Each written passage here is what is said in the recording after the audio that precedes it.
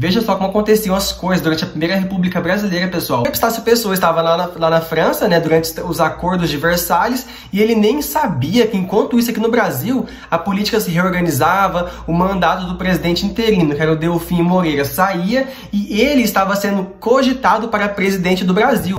O processo eleitoral era extremamente fraudulento. As elites políticas brasileiras sempre davam um jeito de eleger candidatos que representavam os seus interesses nacionais.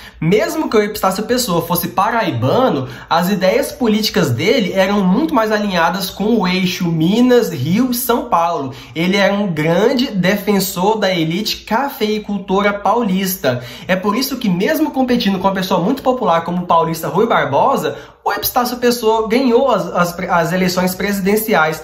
Lembrando que nesse momento apenas 5% da população brasileira poderia votar, que era aqueles 5% da população que cumpriam os requisitos mínimos entre aspas, para poder votar, que era não fazer parte da Igreja Católica, não ser militar, não ser analfabeto, ou seja, menos de 5% da população. Porque você pegar um país como o Brasil do século XX e cobrar que pessoas alfabetizadas pudessem votar, você excluiu nisso aí 95% da população, que ainda por cima era de origem rural, totalmente desescolarizada em sua grande maioria. Sem falar que esses 5% da população que poderiam votar ainda tinham que votar conforme as vontades dos grandes coronéis brasileiros, quem é quem mandava na política, na verdade. Como eu já falei em vários vídeos do passado, como eu já expliquei em vários vídeos aqui do canal, a política brasileira era comandada pelos coronéis, os grandes latifundiários, donos de grandes propriedades rurais no Brasil, que faziam um acordo entre si para sempre eleger candidatos que representassem os interesses das grandes elites latifundiárias do Brasil, que eram os coronéis. Então, antes de me aprofundar nos detalhes sobre todos os eventos que aconteceram no governo do Epistácio Pessoa, vamos dar uma pequena análise no cenário econômico, político e social do Brasil desse momento. De acordo com o historiador e sociólogo argentino, o Marcos Kaplan, o modelo econômico que predominou no Brasil foi o agroexportador. Por quê, pessoal? O Brasil tem uma estrutura agrária herdada lá do período colonial, que se define pela concentração de grandes porções de terra nas mãos de poucas famílias de fazendeiros, que são os latifundiários. Esses latifundiários produzem gêneros alimentícios, que são exportados para vários países do mundo. Dentre eles, o mais popular de todos é o café, responsável por 70% das nossas exportações, ao lado, por exemplo, da borracha, que representava 20% das nossas exportações, além de outros gêneros alimentícios que eram exportados para outros países, né? Esses grandes latifundiários, donos das grandes porções de terra, se enriqueceram de forma gigantesca, com todo o dinheiro e divisas externas acumuladas com a exportação para outros países. A maior parte da população brasileira vivia no campo. Uma minoria das pessoas viviam nas cidades e atividades urbanas. A grande maioria, o grosso da população, vivia no campo e vivia de trabalhos rurais. E eram totalmente subordinados à vontade desses grandes proprietários de terra, que mandavam na população. Como eram os grandes detentores do poder, mandavam na política a nível local, municipal, estadual, mandavam na polícia, mandavam nos tribunais locais. Esses grandes fazendeiros enriquecidos, quase todos eles possuíam exércitos pessoais, os chamados jagunços. Inclusive, eles emprestavam, durante o período imperial brasileiro, muitas dessas milícias pessoais para comporem a Guarda Nacional Brasileira. E em troca disso, eles adquiriam a patente de coronel, que é uma patente militar, embora esses grandes fazendeiros não fossem militares, mas eles adquiriam a patente de coronéis. Por isso, esses grandes latifundiários eram chamados de coronéis. Com o fim do Império Brasileiro e o início da República, a Constituição Brasileira de 1891 definiu que o voto não era secreto, o voto era aberto. Todo mundo sabia em quem todo mundo havia votado.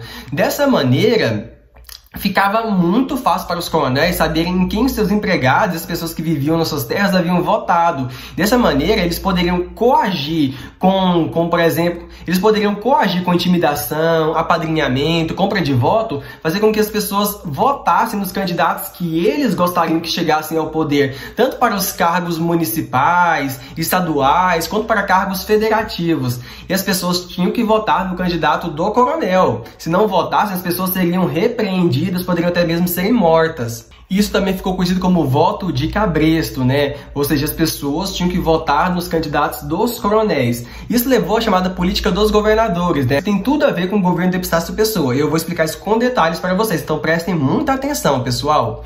A Constituição de 1891, que é a primeira Constituição republicana do Brasil, dizia que o Brasil era uma federação descentralizada, ou seja, cada estado tinha muita autonomia frente ao poder executivo, que é o poder do presidente. Então, para que o presidente possa conseguir aprovar todas as suas medidas e conseguir eleger os seus candidatos, ele precisa do apoio das elites locais, ou seja, dos grandes cafeicultores e proprietários rurais. Então, durante o governo do quarto presidente do Brasil, que era o Campos Salles, foi criada a política dos governadores. Ou seja, o presidente concordava em não interferir nos mandos e desmandos que os coronéis faziam em suas regiões. Em troca disso, os coronéis faziam com que as pessoas que moravam em suas regiões votassem em candidatos que fossem favoráveis ao presidente da República. Ou seja, era um grande acordo entre as elites locais, os grandes latifundiários e os presidentes do Brasil. E ao mesmo tempo, por exemplo, que essas elites estaduais, os grandes latifundiários e coronéis conseguiam indicações para cargos federativos e conseguiam grande autonomia para mandar e desmandar em suas regiões, eles tinham que eleger, a nível municipal e estadual, candidatos que fossem favoráveis às medidas do presidente, para aprovar as coisas que o presidente queria aprovar, por exemplo, como líder do poder executivo. Dessa maneira, todo mundo saía ganhando, todo mundo menos o povo, né, que continuava sendo explorado, tanto no campo como na cidade. Só quem ganhava e se perpetuava no poder eram as grandes elites que faziam esses acordões.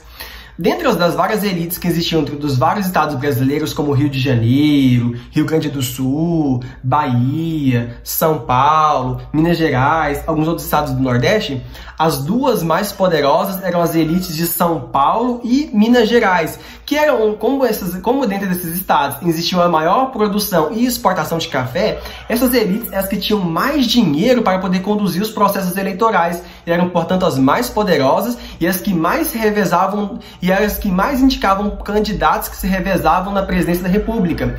Isso gerou o fenômeno da política do café com leite, ou seja, um ano era um candidato paulista que ia para a presidência da República, defendia os interesses dos cafeicultores paulistas, outro ano era um candidato mineiro, outro ano era um candidato paulista, e assim se revezava. Durante pouquíssimos momentos da história do Brasil, presidentes que não eram paulistas ou mineiros chegaram à presidência, né? Como o Hermes da Fonseca, que era gaúcho, ou o Nilo Peçanha, que era do Rio de Janeiro, ou então, por exemplo, Epitácio Pessoa, que era paraibano. Porém, mesmo esses caras, com exceção do Hermes da Fonseca, mesmo esses caras que eram de outros estados, eles se elegiam para representar os interesses desses caras. E nesse contexto, por exemplo, que o paraibano Epitácio Pessoa foi eleito. Um paraibano que representava os interesses da elite cafeicultora paulista.